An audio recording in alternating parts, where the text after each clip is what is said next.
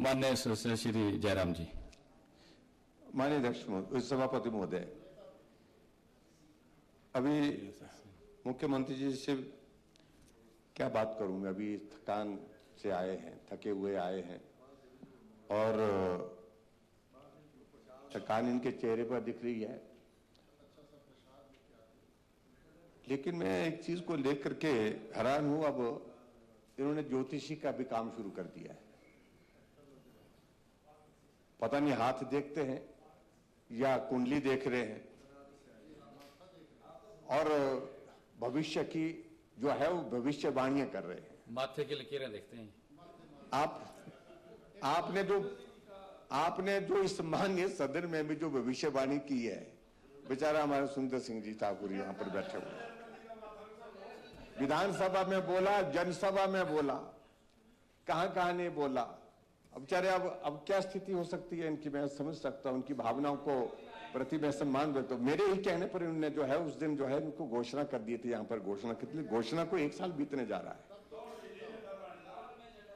लेकिन मैं सभापति महोदय आगे बढ़कर के मैं जरूर कहना चाहता हूं, अब अगर आपने आंखें बंद करके ही तय किया है कि कुछ देखना नहीं है, जो आपके सामने जो स्थिति है प्रदेश की, अगर उस पर भी आपने नहीं मानना है तो आपकी मर्जी है, मत मानिए। हश्र क्या होने वाला है अभी पंचायत के चुनाव में आपने देख लिया है, इसलिए कुछ ज्यादा कहने की आवश्यकता नहीं है। टालने की कोशिश की, बचने की कोशिश की, नहीं बच पाए। आपको तो मैं 12 में से 10 जिला परिषद में चुनाव हुआ, 10 में से 9 जगह तो आप कैंडिडेट नहीं खड़े कर पाए। ये स्थिति हुई है।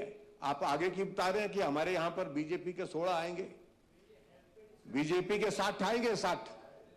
हाँ, जो आपने जो बात कही है पीजी सीट्स पर, आप बैठे ना।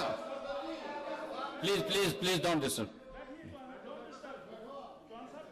ऐसे है ये पार्लियामेंट्री अफेयर मिनिस्टर जो ना, ये तो सबको चाबी मारते हैं। दुबला पतला आदमी है और दुबले पतला आदमी जो ना एक बेचारे दिखते भी नहीं है, किसको चाबी मार के चले गए। ऐसे दुबले पतले हैं, यहां से निकल जाएंगे, इसको चाबी मार जाएंगे। अब देखो जाकर के वहां से चाबी मारने की कोशिश कर रहे हैं। सच्चाई है यार। अभी तो नहीं, वो तो क्या मेरा धर्म बनता है भाई, अभी भी पूरी चाबी मारूंगा मैं, देख लेना आपने। वो तो थोड़ा सा ऐसे हो गया, थोड़ा सा बच गया। मैं सभापति महोदय एक बात कहना चाहता हूं, मुख्यमंत्री जी सच्चाई बोलिए, जो सत्य है वो बोलिए। आपको यह कहना चाहिए था कि मैं केंद्र सरकार का आभारी हूं जिन्होंने पीजी सीट्स के लिए 350 पीजी सीट्स के लिए बजट का प्रावधान, क्योंकि जिसमें जो है वो 1.5 करोड़ रुपए केंद्र सरकार देगी एक पीजी के स्टूडेंट के लिए, तब जाकर के आप हिम्मत कर पा रहे हैं। अदरवाइज अगर वो पैसा नहीं देने के इसमें होते तो आप ये बात कहने की हिम्मत नहीं करते। आप आज की तारीख में एक क्लास 4 का कर्मचारी लगाने की स्थिति में नहीं हो पा रहे हैं, वहां आप 350 पीजी डॉक्टर लगाने की, ये पीजी की सीट्स बढ़ाने की बात इसलिए कह पा रहे हैं क्योंकि नरेंद्र मोदी जी की सरकार का आशीर्वाद हिमाचल प्रदेश के ऊपर है। स्वास्थ्य मंत्री जगत प्रकाश नड्डा जी हिमाचल प्रदेश के हैं, उनके प्रति आपको आभार का एक शब्द भी इस्तेमाल करना चाहिए। एक शब्द इस्तेमाल करने में आपको इतनी जाता है, पता नहीं, मालूम नहीं पड़ता कि क्या आपका क्या छीना जा रहा है, क्या लूटा जा रहा है। आपको कहना चाहिए, खुले मन से कहना चाहिए कि केंद्र सरकार के आभारी है पीजी सीट्स के लिए, उनकी ओर से जो केंद्र की ओर से जो अनुदान दिया जाएगा उसके लिए हम आभारी हैं। तो इसलिए बहुत सारी चीजों को लेकर के हम कह सकते हैं, लेकिन सच्चाई ये है कि वक्त बीत गया, जो आपका जो ना तिलिस्म टूट गया है। अब नहीं सुनेंगे लोग, सुनेंगे तो मानेंगे नहीं आपकी बात पर, भरोसा टूट गया है। जो मुख्यमंत्री सदन के अंदर और जनसभा में भी घोषणा कर दे कि इस तारीख को इस व्यक्ति को मैं मंत्री बना रहा हूं, 1 साल बीतने के बावजूद भी वो मंत्री नहीं, तो कौन भरोसा करेगा। इसलिए आपकी बात पर भरोसा समाप्त हो गया है। आप इस बात को स्वीकार करो, अच्छा मानो बुरा मानो, आज चलो बन जाए। हम तो बोल रहे हैं, हम आज भी बोल रहे हैं, अरे कल कराओ, परसों कराओ, क्यों तरसा रहे हैं, क्यों आखिरकार आदमी है, क्यों और अध्यक्ष सभापति महोदय, ये तो प्रताड़ना है, प्रताड़ना, घोर प्रताड़ना है किसी व्यक्ति की। मैं ठीक बोल रहा हूं, मैं प्रताड़ना ही है। तो इसलिए मैं ये चाहूंगा कि आप स्वास्थ्य के लास्ट में, अंत में, नहीं, इनको प्रताड़ित किया जा रहा है ना। प्लीज प्लीज, मैं लास्ट में, अंत में, सभापति महोदय, मैं अंत में एक बात जरूर कहना चाहता हूं कि आप स्वास्थ्य की बेहतर सुविधाओं की बात तो कह रहे हैं, अर्श की बात तो कह रहे हैं, लेकिन आप फर्श की बात भी कहिए। अर्श तभी जाकर के ऊपर टिकेगा जब आपका फर्श मजबूत होगा, वही नहीं है। बेसिक सुविधाएं स्वास्थ्य की आज की तारीख में मिल नहीं पा रही है। दवाइयों के बिना लोग मर रहे हैं, इन्वेस्टिगेशन की प्रोसेस में डिले के कारण लोग मर रहे हैं, और उसके बावजूद आप कह रहे हैं कि हाई एंड मेडिकल सर्विसेज हम प्रोवाइड करेंगे। करिए आप, लेकिन वो स्थिति आने से पहले उन लोगों को मरने पर तो विवश मत करिए, मरने पर विवश मत करिए। जिनको दर्द हो रहा है, पीड़ा से वो कह रहा, मतलब चीख रहे हैं, वो मदद की पुकार कर रहे हैं, आपके पास वो बेसिक सुविधा नहीं मिल पा रही है। आज एक आदमी यहां पर आया था, गेट के पास आया था, सुबह आ रहा था, मैं व्हील चेयर पे था, और उनको पैराप्लीजिया हुआ पड़ा था मेरे ख्याल से, यहां से नीचे उनका शरीर नहीं चलता था,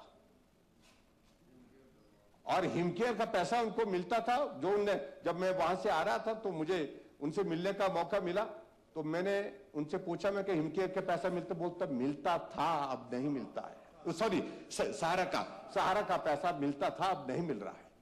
आप फिर अर्श पे चढ़े जा रहे हो, फर्श आपका टूटा हुआ है। इसलिए मैं चाह रहा हूं कि आप सच्चाई पर बात करें। कब तक आप प्रदेश को जो है वो हवा में घुमाते रहेंगे, हवा में उड़ाते रहेंगे? हकीकत को समझिए, हकीकत के लिए आंखें आपको खोलनी पड़ेगी। ये सत्ता का असर इस कदर हो गया कि आपको खुली आंख से देखने की आदत नहीं रही। ये सामने बैठे हमारे मित्र हैं, इनके बस की बात नहीं रह गई कि आपकी आंखें खोले, यानी कि आपको सच्चाई बताएं, हकीकत बताएं, सच्चाई बताएं। ये डरते हैं क्योंकि आपने डरा के रखा है। मैंने किसी मित्र को पूछा, मैंने कहा यार ये मुख्यमंत्री जी सुनते किसकी है?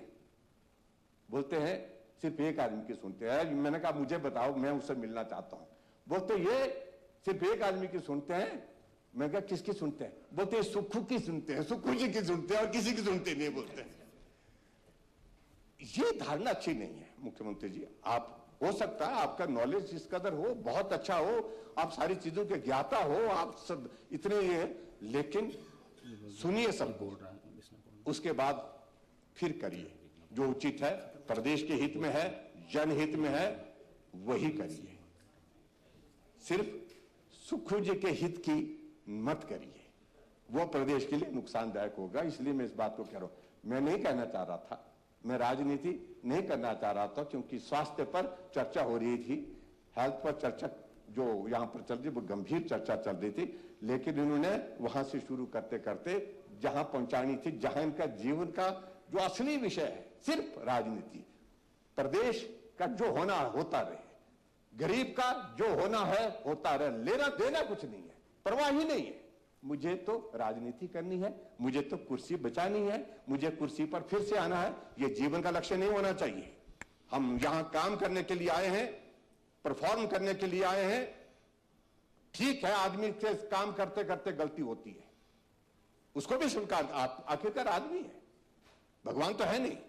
लेकिन उसके बावजूद भी काम करने के लिए आए हैं तो काम होना चाहिए। मुझे इस बात को लेकर के अफसोस है, आज हिमचेर की चर्चा होती है, आज सारा योजना की चर्चा होती है, पूर्व सरकार की उन योजना, आज गृहिणी सुविधा योजना की चर्चा होती है, आज बहुत सारी योजनाओं की चर्चा होती है। आपकी किसी भी सरकार की चर्चा गांव में नहीं होती है, नहीं होती है।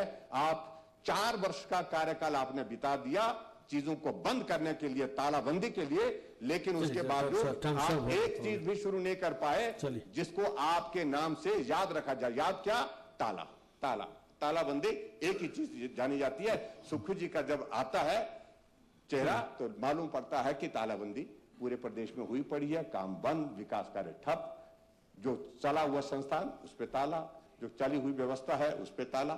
इस बात के लिए आप जानना चाहेंगे, तो इसलिए मैं कहना चाहता हूं अध्यक्ष महोदय, बात करने के लिए हमको विवश होना पड़ा। आप आए, आपका भी धन्यवाद। और खासतौर से मैं एक बात के लिए भी फिर से विनम्र निवेदन करना चाहूंगा, हमारी बात अभी तक भी अधूरी है। अभी वो बात अधूरी रही है। हमने कहा कि आप व्यवस्था देंगे और आपकी सारी बातें पूरी होगी, कुर्सी पर बैठे हैं, कोई अधूरी नहीं रहेगी। आपके प्रति